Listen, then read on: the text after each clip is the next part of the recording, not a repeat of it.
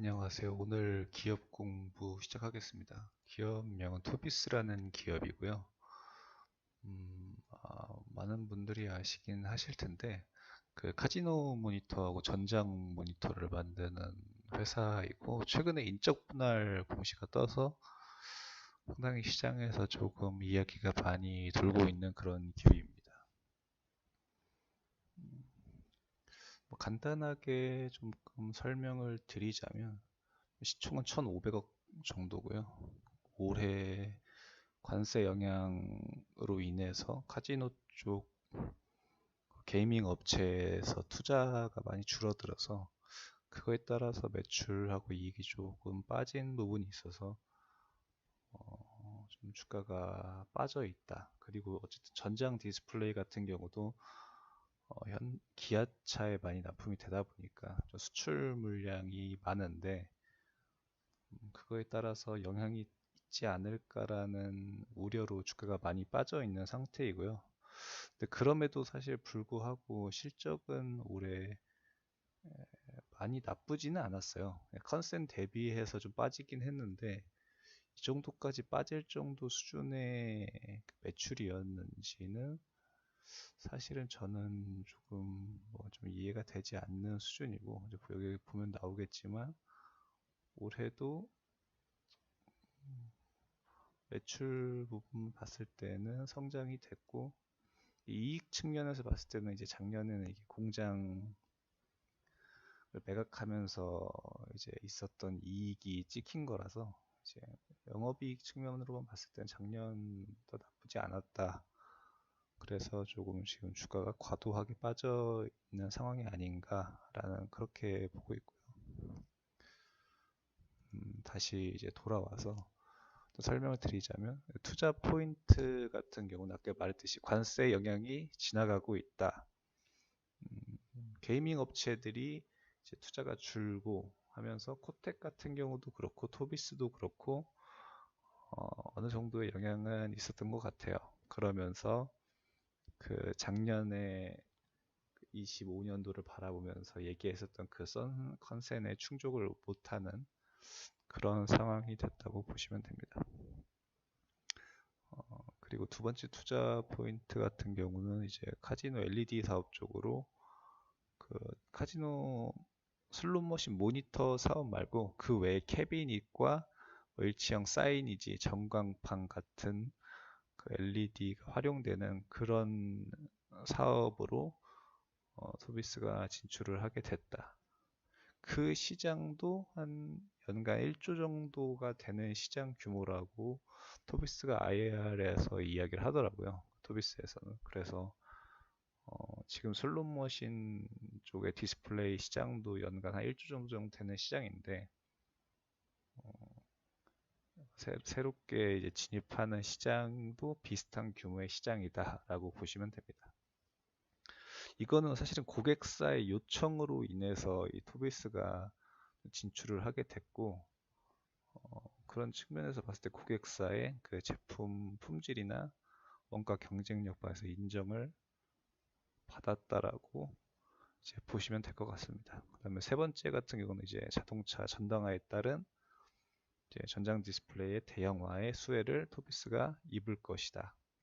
최근에 보시면 아시겠지만 자율주행 차들이 나오고 있어요. 거기 안에서 디스플레이가 상당히 주요한 역할을 하지 않을까라고 좀 생각을 하고 있고, 그 다음에 그 계기판 외에 뭐 백미러나 사이드미러 같은 경우도 뭐 디스플레이가 적용되는 뭐 그런 차종들도 있고 해서 디스플레이의 영역은 자동차 안에서 상당히 확장 가능성이 높다 그렇게 보고 있습니다. 그리고 전장 쪽 같은 경우는 올해 하반기에 컨티넨탈 물량이 들어가고 있고요. 그 다음에 서천 공장에 이제 수주 공시도 나왔고 거기에 따라서 공장 증설도 80억을 들여서 약 1,000억 이상의 카파를 증가시켰고 그렇다면 내년 정도에는 풀로 돌리면 6천억 정도 서천하고 대련 나눠서 6천억 정도의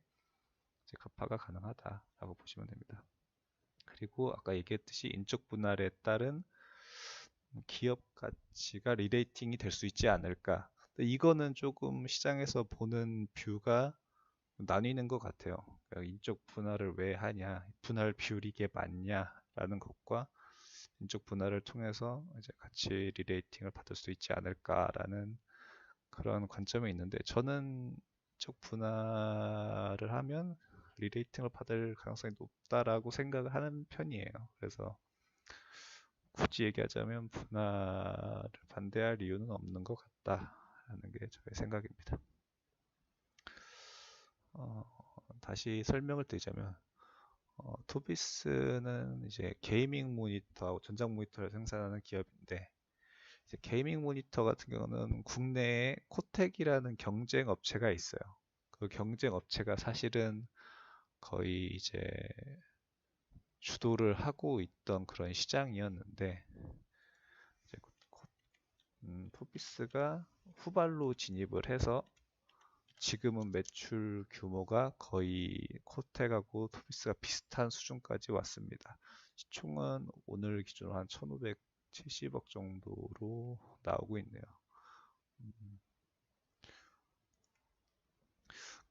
그런데 저는 지금 게이밍 모니터 시장에서 선두 업체를 이야기하자면 코텍보다는 토비스가 선두 업체라고 말을 하는데 그 이유는 매출만 봤을 때는 코텍이 아직은 약간 높은 것 같은데 마진율이 토비스가 훨씬 높습니다.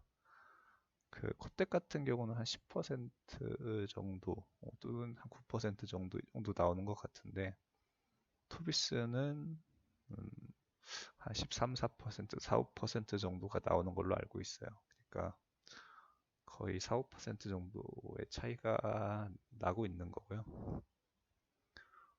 뭐 그런 측면에서 봤을 때는 매출은 비슷한 수준이지만 토비스를 선두 업체라고 이야기하는 게 맞지 않나라고 보고 있습니다. 그래서 사실 주가를 보더라도 토비스는 이제 올해는 하락을 했지만 코텍 같은 경우는 이제 2019년 이후에 계속 우하향하고 있고 토비스 같은 경우는 우상향을 하고 있어요. 우상향을 하고 있고 이제 올해 정도, 한 1년 정도만 상승 이후에 하락을 보이고 있고 저는 다시 N자형 반등으로 나올 수 있지 않을까.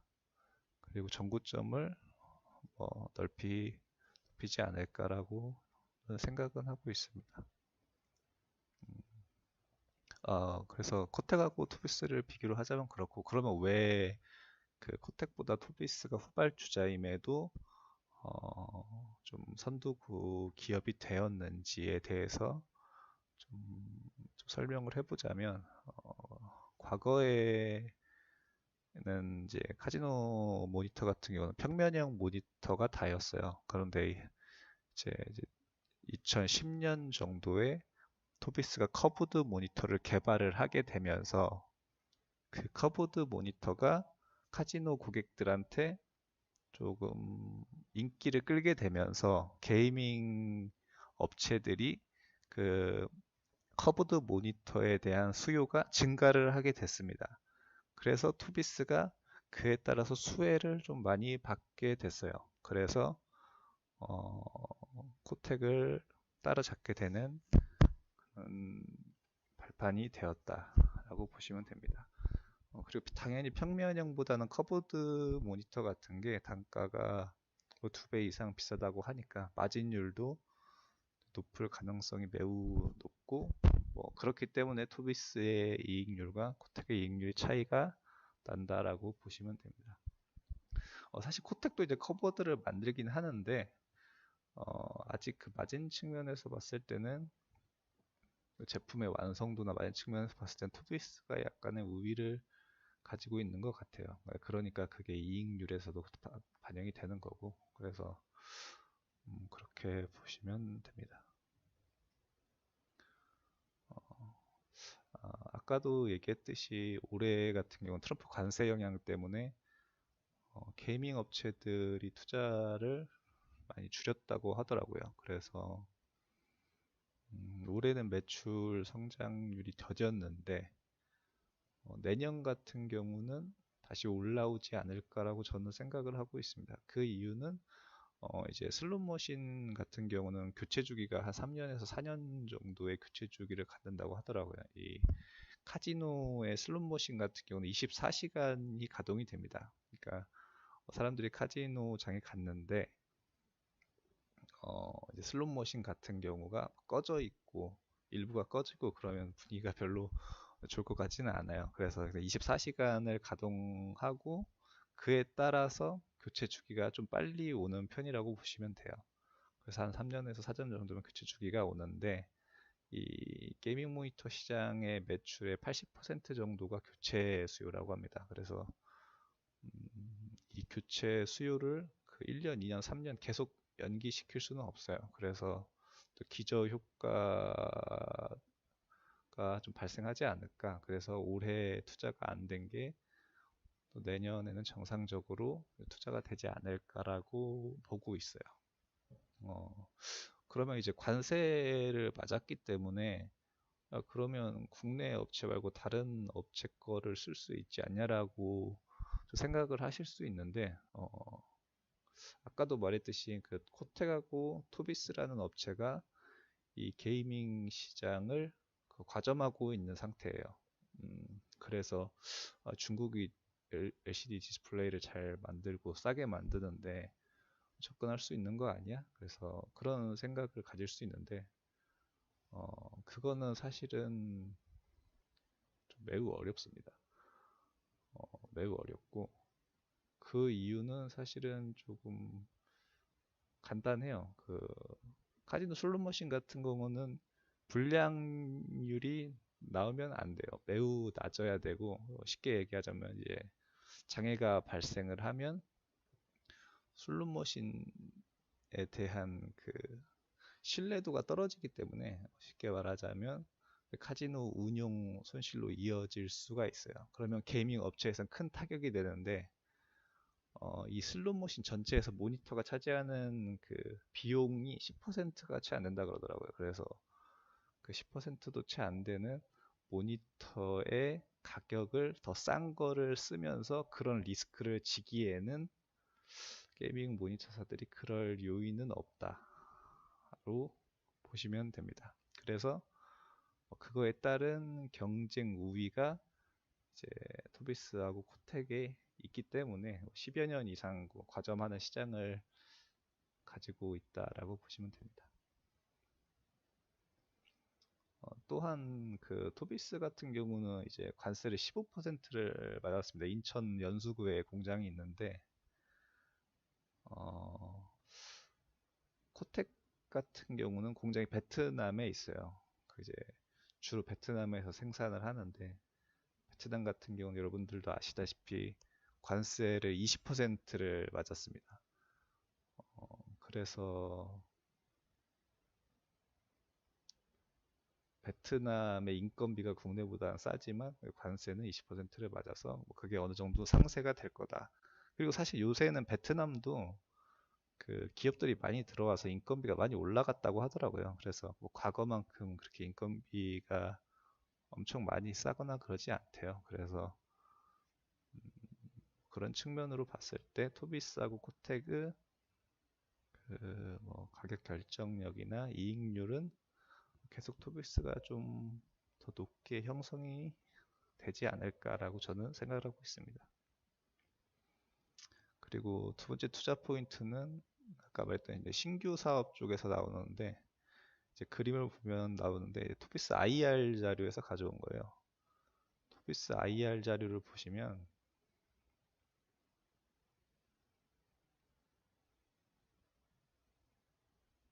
신규 사업이 나옵니다. 여기 성장 전략에 카지노 LED 사업을 하고 나오고 캐비닛 일체형 사이니지, 그 다음에 전광판, 단독형 사이니지 이렇게 나오는데 그 시장 규모가 0.89억 달러니까 한 1조 정도 되는 것 같아요. 1조가 넘는 이제 시장인데 이제 그 시장을 현재 이제 타깃하고 있다라고 여기 나오고 있습니다. 그래서 뭐 연간 성장률은 5.8% 정도 나올 것 같다 이렇게 보고 있는데 올해 이미 이제 매출이 나오고 있고, 뭐 매출도 100억 이상이 여기에서 나왔다고 하더라고요. 그러니까 정말 그 점유율을 어느 정도까지 올라오게 되면, 예를 들어서 한 10% 정도가 되면 1000억 정도 되잖아요. 그러면 지금 카지노 쪽에서 사실은 나오는 매출이 한 2,500억, 2,600, 700억 정도가 나오는데 1000억이 붙으면 성장 업사이드가 꽤 많이 있다라고 보시면 됩니다. 그리고 이익률 같은 경우도 회사 측에서 이야기한 건데 마진율이 꽤 높다고 하더라고요. 높다고 했기 때문에 전장보다는 높다고 생각을 해서 저는 뭐 10% 이상은 나오지 않을까. 어쨌든 같은 디스플레이 쪽이 많기 때문에 그 정도의 이익은 나올 것 같아요. 어느 정도의 BEP를 넘기게 된다면. 그래서 새로운 성장 동력이 될 수도 있다라고 보시면 됩니다. 그 다음에 이거 사실은 저비용 제곱 전략은 이제 퀄리티 투자라는 책에 나오는 내용이에요. 그걸 이제 인용을 한 건데, 생산 원가를 이제 낮추기 위해서 다양한 비용 절감을 하기 위해 노력한다. 이제 그게 회사의 경쟁력으로 나타난다. 뭐 그런 내용인데, 회사가 좀 특이한 게 있습니다. 비용 절감을 하기 위해 노력을 되게 많이 해요. 그 경영진들도 그렇고 회사 측면에서 여러 가지를 하는데 이제 그거를 제가 느꼈었던 거는 뭐 일단 같은 제품을 만드는데 경쟁 업체들보다 마진율이 높다는 게 이제 사실은 그거 자체에서도 나타나는데 어, 이 캐비닛 사업 같은 경우는 이제 쉽게 얘기하자면 외주를 주로 준다고 하더라고요. 그래서 이 외주를 줘서 단순 가공이 있기 때문에 이제 외주를 줘서 생산을 하는데 그 캐비닛을 생산하는 장비를 토비스에서 한 대를 구입을 했대요. 그래서 이거를 사실 자체 생산하려고 구입을 한 건 아니고 그 장비를 가지고 어떤 식으로 생산을 해야지 원가 절감을 하고 효율적으로 생산을 할 수 있는지를 이제 토비스 자체적으로 이제 스터디를 해서 그거를 외주 업체에 공유를 해서 외주 업체가 좀 더 쉽게 말하면 효율적으로 생산을 할 수 있게끔 도와주기 위해서 투자를 했다 그러더라고요. 그래서 되게 원가 절감을 위해서 여러 방면으로 고민을 하고 있다라는 게 거기만 봤을 때도 느껴졌고요. 또 그게 높은 제조업 치고는 사실 굉장히 높은 이익률로 나타나는 거다라고 좀 생각을 하게 됐습니다. 그래서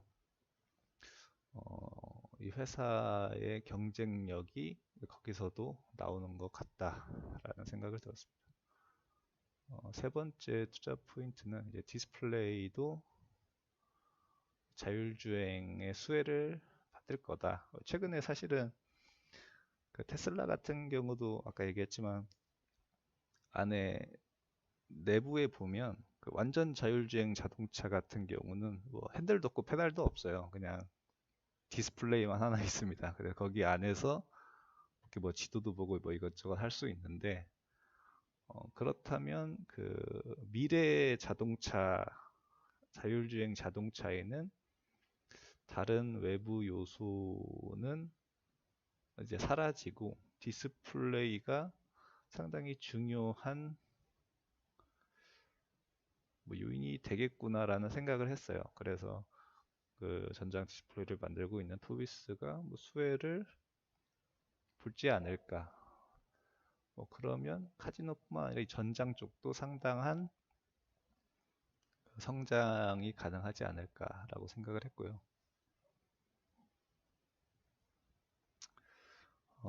이 전장 디스플레이 사업을 어떻게 시작하게 됐냐를 설명을 드리자면 과거에는 사실은 토비스는 카지노 모니터와 이제 휴대폰 디스플레이, 그러니까 LG에 납품한 휴대폰 디스플레이 사업을 하던 기업이었습니다. 근데 LG 쪽에서 휴대폰 사업을 접으면서 토비스도 같이 영향을 받아서 그 사업이 이제 정리가 하게 됐는데, 그러면 그 이후에 이제 전장 쪽을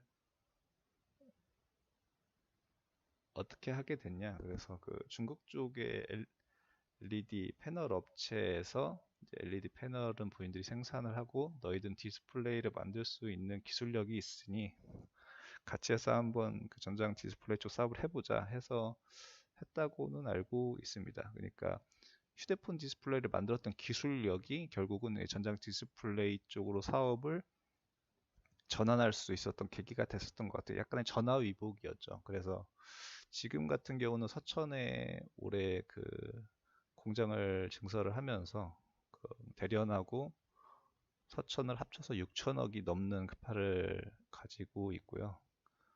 서천 공장 쪽은 가동률이 되게 높은 걸로 알고 있어요. 그러니까 공장 증설을 한 거일 거고.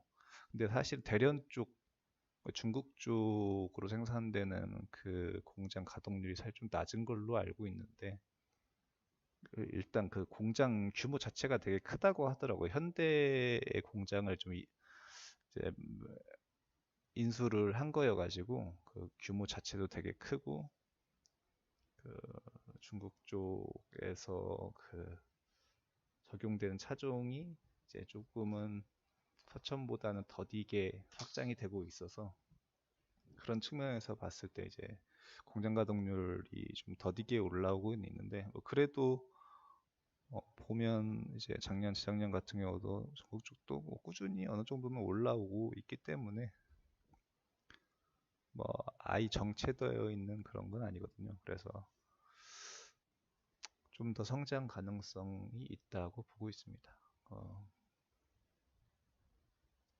그리고 이 자동차 디스플레이 쪽 사업에 대한 그 시장에서의 좀 저평가되는 요인이 몇 가지가 좀 있는 것 같은데, 일단 뭐 자동차 부품주 아니냐 이런 것하고, 아니 미래에는 OLED로 다 전환을 할 건데 투비스는 LCD만 생산을 하는데 그러면 점유율이 떨어지는 거 아니야? 라는 그런 두 가지가 주된 요인인 것 같아요. 그런데 설명을 드리자면 일단은 이익률이 미들 싱글을 넘겼어요.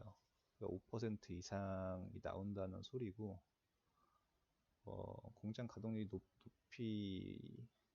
높아지게 되면 토비스 측의 말로는 뭐 하이 싱글, 그러니까 한 8, 9%, 10% 가까운 이익률도 가능할 것 같다라고 이야기를 하기 때문에 5에서 10 사이 정도로 이익을 생각하시면 됩니다.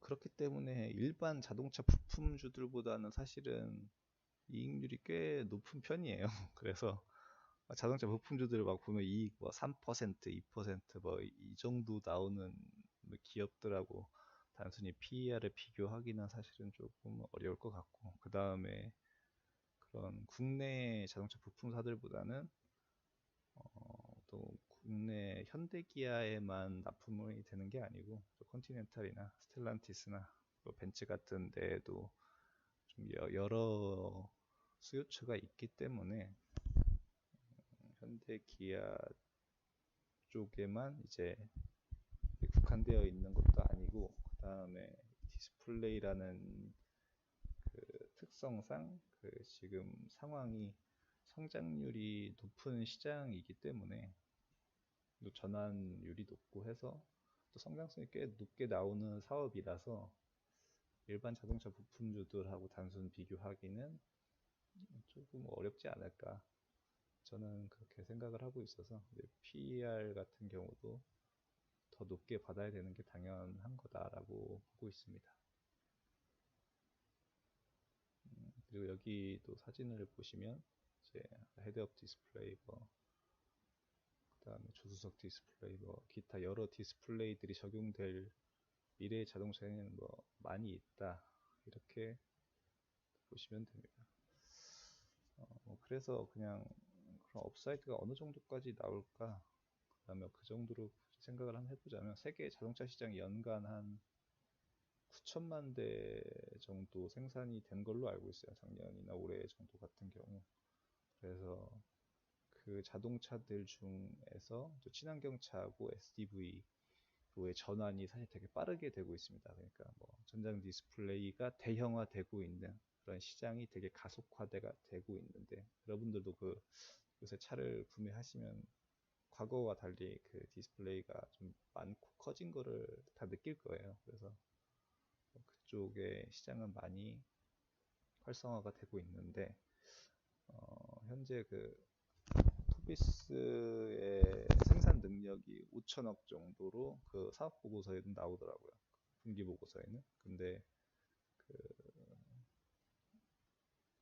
아직 그 증설한 것까지는 계산을 하지 않은 것 같아서 한 125만 대 정도가 생산 가능하다 연간 이렇게 나와 있는데, 추가 증설한 것까지 계산을 하면 내년에는 한 270만 대 정도, 단순 계산 천억, 그러니까 20%를 그냥 곱해서 단순 계산했습니다. 그래서 한 270만 대 정도가 생산이 가능할 것 같다.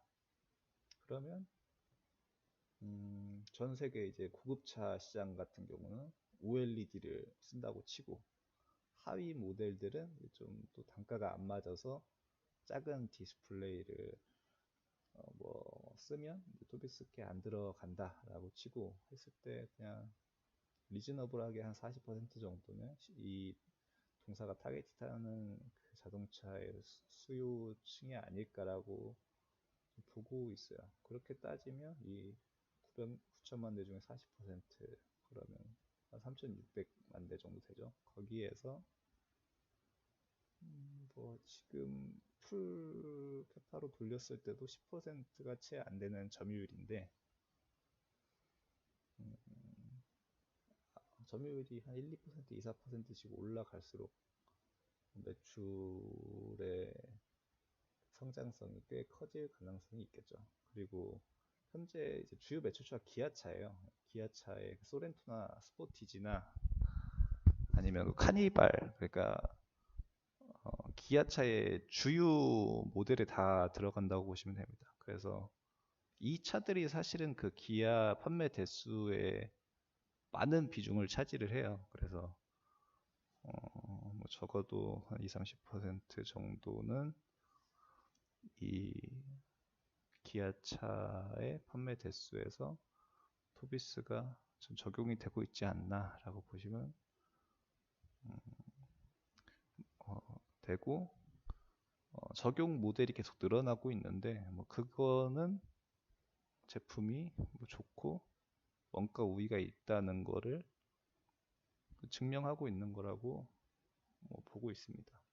그 기아하고 현대하고 사실은 이제 현대는 LG 쪽으로 LG 디스플레이 쪽으로 받고, 이제 기아는 토비스를 주로 받고 있는데, 그때 입찰 업체들이 꽤 많았다고 하더라고요. 그러니까 LG하고 토비스 말고도 중국에 몇 개 업체들도 있었고 했었는데, 이제 제품의 품질이나 원가를 다 고려했을 때도 이제 중국 업체나 다른 업체들보다 토비스가 뭐 좋았기 때문에 이제 수주를 받은 거고요. 그런 면에서도 이제 토비스의 기술력과 뭐 경쟁력을 사실은 볼 수 있고, 또 올해 같은 경우도 콘티넨탈 쪽으로도 확장이 되기 때문에 내년에도 매출 성장은 충분히 보여줄 거다. 그 다음에 또 벤츠도 사실은 이제 E클래스만 들어가다가 중국 내수 쪽 S클래스까지 확장이 돼서 적용 모델이 이제 뭐 많이는 아니지만 점차적으로 중국 쪽도 늘고 있다. 그래서 전장 쪽의 성장은 뭐 거의 확실시 보인다라고 보시면 됩니다.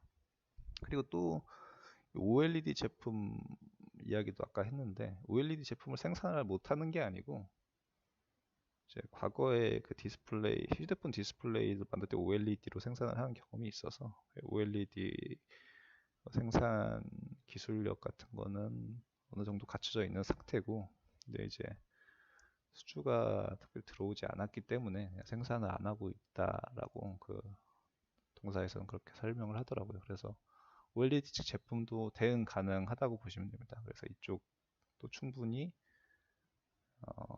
만약에 이제 수주가 들어오면 충분히 확장 가능하다.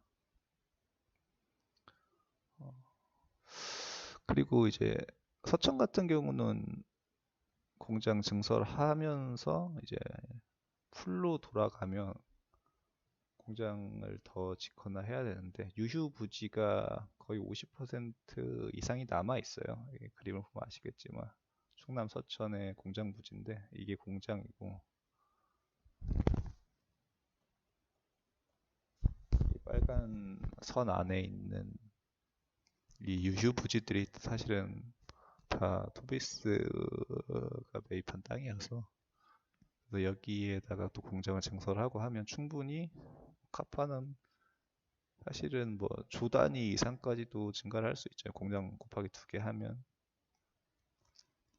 뭐 한 6, 7천억에 그리고 이 2층도 사실은 설비를 다 깔진 않았다고 하더라고요. 충분히 좀 더 깔 수 있기 때문에 거의 이 공장 하나가 5천억 가까이 되는 것 같아요. 그래서 어, 최대로 1조 정도까지도 가능하지 않을까 그렇게 생각하고 물론 그 증설하는 데도 비용이 더 들어가겠지만 그럼 감가상각이 더 필요하겠지만 뭐 장기적으로 봤을 때는 충분히 가능한 시나리오다라고 보시면 됩니다. 그래서 좀 정리를 해보자면 카지노 쪽과 전장 쪽 모두가 성장성을 가지고 있는 기업이고 굉장한 저평가를 받고 있다. 그래서 회사는 인적 분할을 결정을 했다인데 시장에서 이야기가 좀 많습니다. 인적 분할을 왜 하냐, 분할 비율이 왜 이러냐, 뭐 이런 이야기들이 있는데 음, 좀 분할 비율에 대해서는 이따가 설명을 드리고 이제 분할을 하게 되면 존속회사 투비스고 신설회사가 네오뷰라는 회사로 나눠지게 됩니다. 65대 35 정도로 나눠지고 그 자회사 세이라이텍하고 글로커드텍은 존속회사인 투비스의 연결로 들어가고 그다음에 네오뷰라는 신설회사로 분리를 되는데 토비스 IR 자료인데 토비스도 이 C사는 코텍이고 T사는 토탈 탐런 토탈 솔루션이라는 기업인데 시가총액이 1,900억으로 한 1,600억 정도 되고 이정 1,600억 정도 됩니다. 그래서 두 개가 합치면 사실은 3,200억이 넘어가요. 근데 뭐두 개를 합친 이익보다 토비스가 높죠. 네, 사실 높고 PER은 뭐 더 낮은 그런 상황이라서 이것만 봐도 좀 토비스가 더 많이 싸다. 주가도 토비스가 가장 좀 안 올랐어요. 회사는 가장 좋은 것 같은데 가장 안 올라 있는 상태고 이 탑런 토탈 솔루션이라는 회사는 백라이트 유닛 만드는 회사예요. 그러니까 쉽게 말하면 이제 전장 디스플레이를 만들 때 그 LCD 디스플레이면 뒤에 백라이트 유닛이 필요하거든요. OLED 같은 경우는 자체 발광을 하는데 LED는 그렇게 못하니까 뒤에 백라이트 유닛을 빛을 쏴줘야 되는데 이제 그거를 만들어주는 회사라고 보면 됩니다. 그러니까 뭐 이익률이나 시장성 같은 걸로 봤을 때도 사실은 전장 디스플레이 모듈보다는 PR을 높게 주기는 어려운 것 같아요. 근데 그럼에도 지금 토비스보다 높은 밸류를 사실은 받고 있는데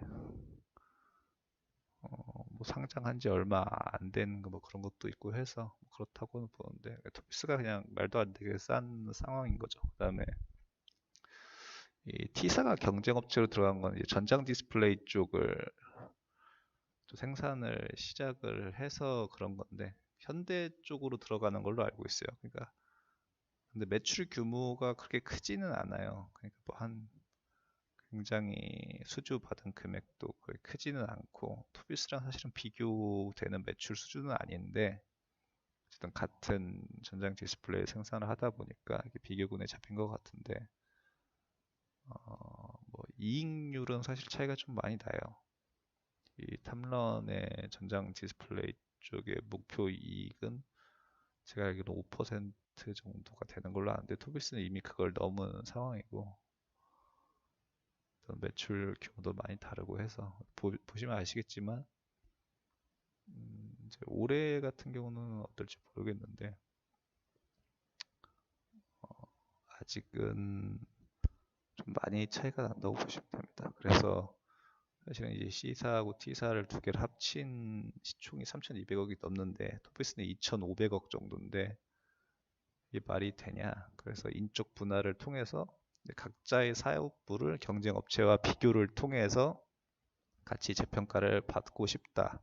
그래서 인적 분할을 뭐 하게 된 이유고, 그 다음에 또 경영 효율성 면에서 봤을 때도 각자를 분리해서 각자의 경영 체제를 가지는 게 훨씬 더 효율적이지 않을까라고 회사에서 그렇게 생각을 가졌던 것 같고, IR에서 얘기했을 때는 뭐 지분 승계나 뭐 경영권을 뭐 방어하기 위한 이런 의도는 없다고 하더라고요. 그래서 근데 뭐 그런 거 같은 게 그럴 거였으면 자사주 소각을 안 했을 텐데 자사주 소각을 이제 전량 다 했습니다. 1월까지 해서 전량 소각이 되는 거고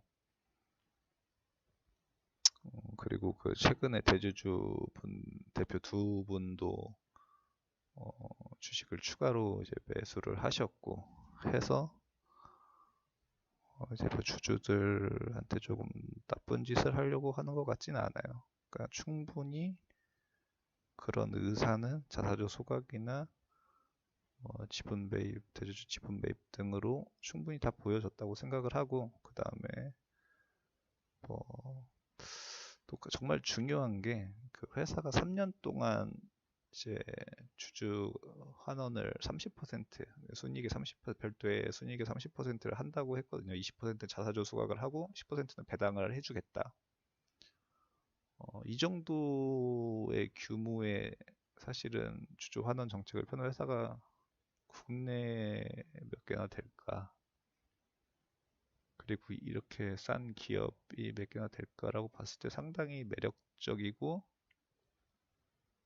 좋은 내용이라고 저는 사실은 보고 있거든요. 그래서 그거는 이 경영진한테 사실 되게 감사한 내용인데, 그럼 인적 분할은 그래도 이제 이해가 안 된다라고 생각하시는 분들이 있을 거라고 생각을 해서, 그러면 분할 비율이 뭐 이야기하는 게 막 5대5 이야기 하더라고요. 전장 쪽 5 주고, 카지노 쪽 5 주고 해야 되지 않냐. 왜냐하면 올해 같은 경우 이미 전장이 카지노 쪽에 매출 넘겼어요. 제가 이게 계산을 사실 해놓은 식이 있는데 올해 같은 경우 3분기까지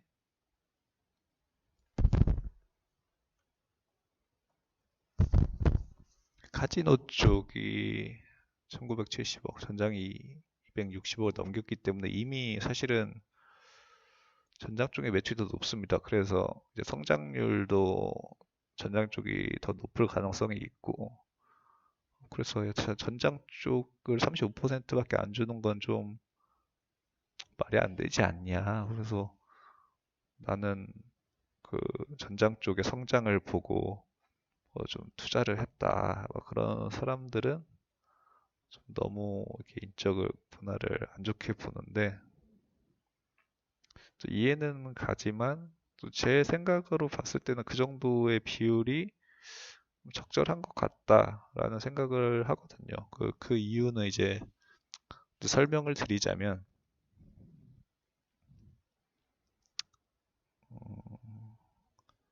일단은 카지노 사업부의 영업이익률이 전장 쪽보다 많이 높아요.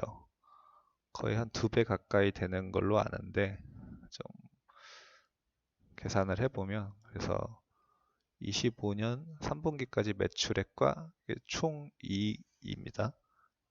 순이익 말고 총이익이에요. 그래서 영업이익률이 얼마 나오냐고 그 얘기를 하길래 469억 정도가 나왔는데 카지노 쪽의 이익률을 14% 정도로 잡으면 이제 전장 쪽의 영업이익률이 한 7.3% 정도가 나옵니다. 그리고 아까 여기서 가정을 어떻게 했냐면 첫 번째 가정, 카지노 쪽의 사업부 영업이익이 14%이고 카지노 사업부는 매출이 10%씩 성장하고 전장 사업부는 20%씩 성장한다. 전장 사업부의 성장률 더 높게 줬죠. 그 다음에 PER은 그러면 카지노 쪽은 7, 뭐 전장 쪽 5를 준다.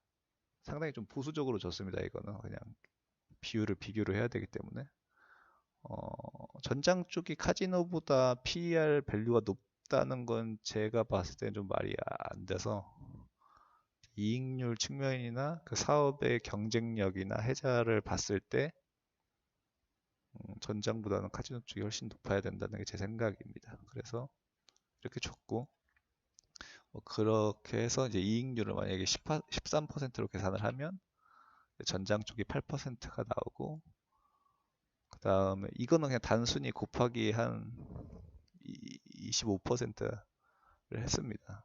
아니 한 30%를 그냥 3분기까지 계산해서 단순 계산했다고 보시면 되고 그러면 올해 한 토비 그 카지노 쪽 이제 종속 네오뷰 쪽하고 토비스 쪽은 한 2,500억 그 다음에 전장 쪽이 3,600억 정도로 나오고 이익률 13% 8%를 적용하면 이 정도가 나오고 성장률을 전장 쪽으로 20% 바꾸면 한 28년도에는 6천억이 넘어가는 사실은 20%까지 성장을 할 수 있을지는 모르겠어요. 이 정도면 풀캐파로 중국까지 다 풀로 돌아간다는 소리인데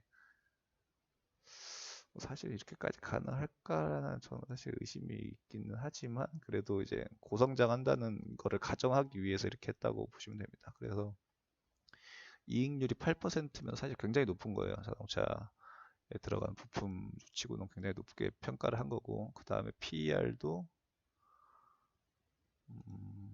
PER 5를 적용을 한다면 적용 PER 카지노 쪽 7, 전장 쪽이 5로 하면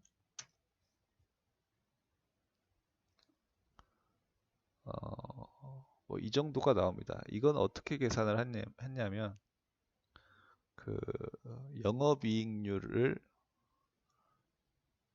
곱하기 78%를 했어요. 그냥 그 법인세 그냥 단순히 계산해서 22% 빠진다고 계산을 해서 똑같이 일괄적으로 그 다음에 이 네 개념의 평균 값을 곱하기 그냥 적용 PER을 적용을 해서 하면 시가총액이 이 정도가 나와야 된다. 근데 지금 시가총액으로 분할을 하면 토비스는 1650억 정도고 네오뷰는 한 890억 정도인데 이 정도의 매출액과 영업이익이 3년 동안 나오고 적용 PER을 이 정도 받는다면 분할 이후에 토비스는 2050억, 네오뷰는 1500억 정도의 시가총액이 돼야 된다. 그러면 상승률이 토비스 같은 경우 24%, 네오뷰는 68% 정도 되죠. 그리고 분할 비율은 57대 42 정도 됩니다. 사실은 그 이익률도 되게 네오뷰를 높게 줬고 성장률도 되게 높게 줬는데도 분할 비율이 57대 42예요. 그러니까 5대 5 정도는 사실은 좀 과하게 네오뷰를 많이 준다고 보시면 돼요. 그 다음에 이건 가장 그 전장 쪽에 좀 제 기준에서 높은 또는 좋은 가정을 기반으로 이제 비율을 매긴 거고 그 다음에 가정 2로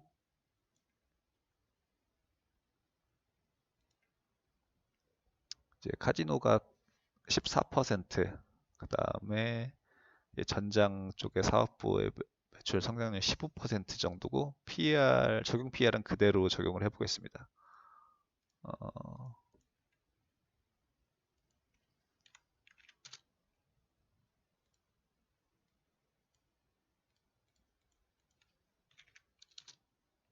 카지노 쪽이 14%, 그 다음에 전장이 7.3% 이익률이고 적용 PER은 7대 5고 토비스 쪽은 카지노 쪽은 매출액 성장률이 10% 정도, 네오뷰는 15% 정도, PER은 7대 5 그대로 하면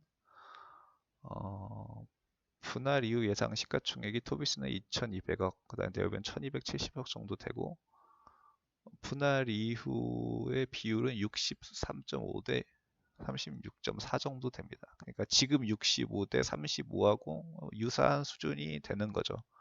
상승 여력은 카지노 쪽은 33%, 전장 쪽은 42% 정도가 된다라고 보시면 됩니다. 이 정도면 사실은 저는 이 정도도 전장 쪽을 조금 더 후하게 쳐준 밸류라고 보고 있어요.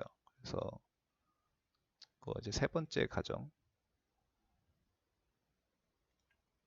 가정으로 이제 PER을 7대 4, 다른 건 그대로고 7대 4 정도로 바꿔보자.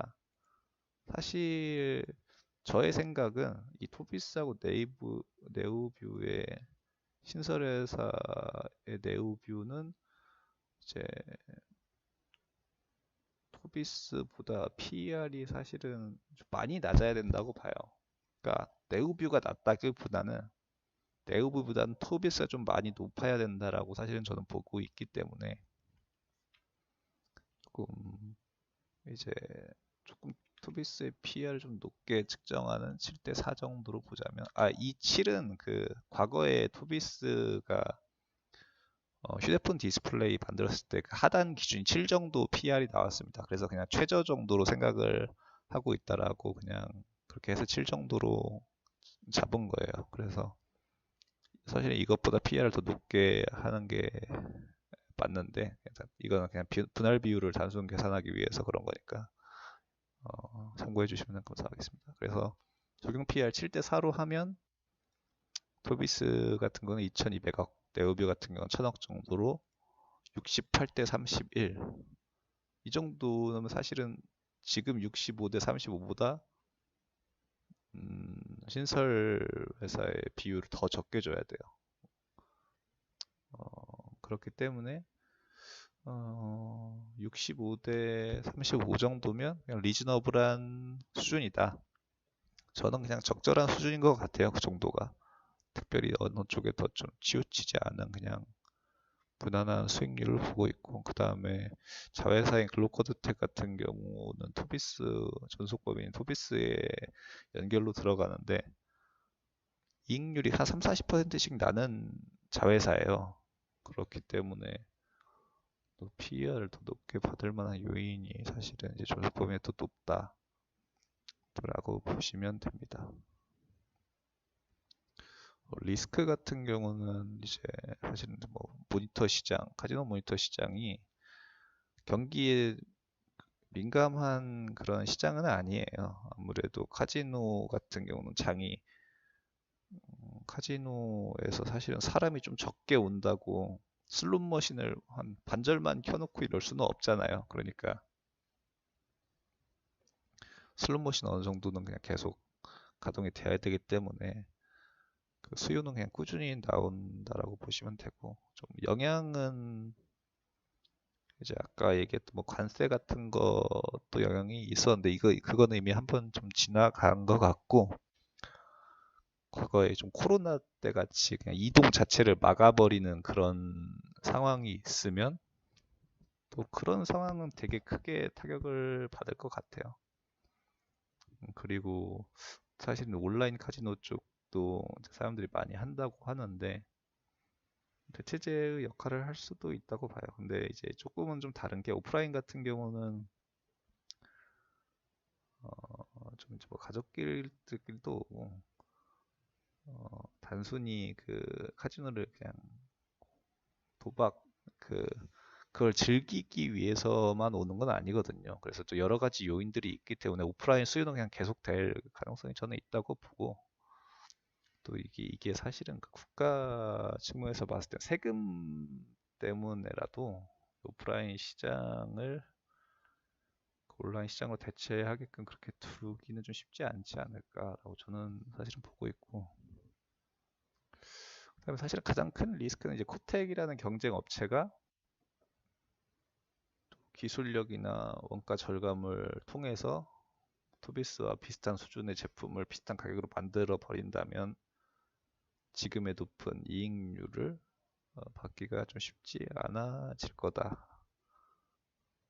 게 사실은 가장 큰 리스크고, 근데 토비스 같은 경우는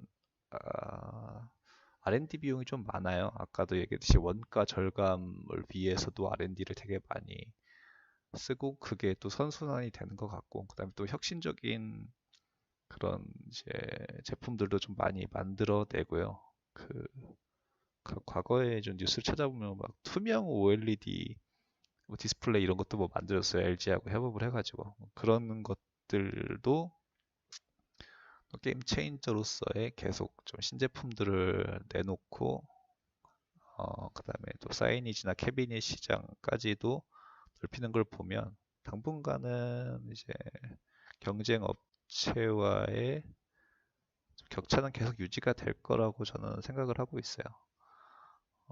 이 사실은 그 경영진들에 대한 좀 생각이 좀 많이 드는데, 토비스의 경영진들이 되게 좀 잘한다고 느꼈던 게 뭐냐면, 일단 뭐 주주 가치를 환원하는 것도 당연히 그 자본 배치에 대한 이해도가 되게 높으신 거거든요. 그래서 근데 그것뿐만 아니라 그 사업에 대한 이해도가 되게 높은 것 같은 게, 그 전장 디스플레이 같은 것도 이제 커브드로 만들기 위해서는 사실은 그 글래스가 중요하다 그러더라고요. 그래서 그거를 다른 회사를 좀 인수를 해서 수직 계열 아래 시켰고, 그런 것들이 원가 절감에도 효과가 있었을 것 같고, 그 다음에 글로코드텍이라는 자회사도 사실은 그 소프트웨어가 중심인 회사예요. 마진율이 3, 40%가 되는 걸 보면 아시겠지만, 이 토비스가 제조업 중심의 기업이기 때문에 이제 계속 이런 식으로 좀 제조업 중심으로 가는 것보다는 좀 높은 마진의 소프트웨어를 결합을 해서 뭔가 새로운 사업을 좀 구상을 해보고 싶다라는 대표님들의 생각이 그 회사를 좀 인수를 하게 됐다고 하더라고요. 그 외에 사실은 몽테랑인가? 뭐 그런 자회사도 있는데, 그 회사도 소프트웨어를 하는 회사예요. 약간 카지노 게임 뭐 그런 걸 좀 만드는 회사였던 것 같은데, 그러니까 단순히 이제 제조업이니까 이것만 하자 이런 것보다는 조금 더 연관되어 있는 사업 중에 확장될 요인이 뭐가 있을까에 대해서도 꾸준히 좀 고민을 하시는 것 같고, 그 사업에서도 어느 정도의 결과물이 조금씩 나오고 있는 것 같고 한 것 보면, 자본 배치에 대한 이해뿐만 아니라 그 사업에 대한 능력, 경영 능력도 되게 뛰어나고 그런 것 같아요. 그래서 경영진들이 상당히 제가 장기적으로 뭐 믿고 투자할 수 있는 그런 경영진들이지 않나라는 것도 이 토비스를 좀 좋게 보는 그런 요인 중에 하나죠. 그래서 경쟁 업체의 기술 격차 해소로 마진율이 단기간에 떨어지거나 그러지는 않을 것 같아요. 그래서 이거는 어느 정도는 유지가 계속 되지 않을까라고 생각을 하시고 있고, 그다음에 뭐 대표님들이 막 그렇게 나이가 많지는 않으셔서 적어도 5년에서 10년 정도는 더 경영을 잘 할 수 있지 않을까라고 저는 생각을 하고 있고, 어, 그렇기 때문에 좀 좋게 보고 있습니다. 뭐 자동차 쪽 같은 전장 쪽 같은 경우도, 전장은 사실은 관세 영향이 조금은 있을 수 있어요. 그 해외 쪽이 좀 많기 때문에 수출을 하는 게, 완성차 업체에서 수출이 많기 때문에 어쨌든 완성차에서 자동차를 많이 팔아야지 전장 디스플레이 같은 경우는 매출이 올라가는 거라서 그거에 따른 영향이 있을 수 있고, 뭐전 세계적인 시장 경기가 좀 안 좋거나 또는 현재는 좀 현대 기아 쪽에 물량이 좀 많아서 현대 기아차가 좀 덜 팔린다면 타격이 좀 있을 수는 있다. 그렇게 보여지고는 있어요. 그리고 아무래도 자율주행 시대가 오면 지금은 선두하는 기업이 테슬라기 때문에 현대 기아의 영향이 있을 수도 있다고 사실은 보여지거든요. 그래서 그 아까 가정했던 15%와 20%의 그 성장률이 나올 수 있을지는 저는 카지노의 10%의 성장률보다 토비스의 15나 20% 성장률이 예측 가능성이 좀 떨어진다고 보고 있어요, 사실은. 그래서 어, 좀 이렇게 사실 보고 있습니다. 어, 결론을 이야기하자면 경쟁 업체 대비해서 저평가이다. 저평가인 게 단순 저평가가 아니고 사업은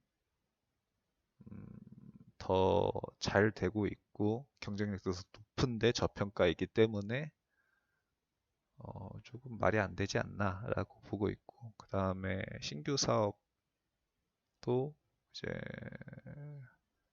매출이 나오고 있기 때문에 그 매출 성장이 긍정적일 거다. 그 다음에 뭐 전장 쪽 같은 경우는 성장이 계속되고 있는 시장이고 카지노 쪽 같은 경우도 아시아 쪽, 뭐 일본, 뭐 베트남 이런 쪽에서도 뭐 한 5년 안에 카지노 대규모 카지노장을 뭐 신설한다고 하니까 그에 따른 수요가 꽤 많이 있을 거라고 봐요. 그래서 대내적인 환경은 되게 나쁘지 않다. 좋다고 보고 그 다음에 인적 분할에 따라서 어, 좀 카지노 쪽 사업부를 더 좋게 보는 뭐 예를 들어 기관이나 개인들은 인적 분할이 되고 나면 더 매수를 할 수도 있고요. 뭐 자동차 사업부를 더 좋게 보면 그쪽을 더 매수를 할 수 있어서 뭐 각자가 같이 리레이팅이 될 것 같아요. 제 생각에는. 그래서 그것 또한 되게 긍정적이다. 그 다음에 아까도 얘기했던 대표님들의 자사주 소각과 배당 주주 친화적인 정책은 국내 기업들 중에 정말 몇 안 되는 좋은 주주 환원 정책이고 단순히 주주 환원뿐만 아니라 이 자사주 소각 계속 해주면 ROE가 유지가 되거든요. 그래서 그거에 따른 그 기업 가치나 그런 것도 좀 더 높게 평가를 받을 수 있지 않을까라고 생각을 해서 이 서비스라는 기업은 상당히 매력적인 회사다. 그래서 지금의 가격으로만 봤을 때는 업사이드가 아까 봤을 때 적어도 4, 50% 정도는 있지 않을까. 그리고 사실은 그 경쟁 업체 대비해서만 하더라도 그냥 그 정도의 업사이드는 있어야 되고 그것보다 높은 PR을 사실 받아야 된다고 생각을 하기 때문에 저는 뭐 100% 정도까지 그 이상까지도 사실은 무난하다라고는 보고는 있어요. 그래서 뭐 다른 사람들의 생각은 조금 다를 수도 있지만 저는 그렇게 보고 있고 어,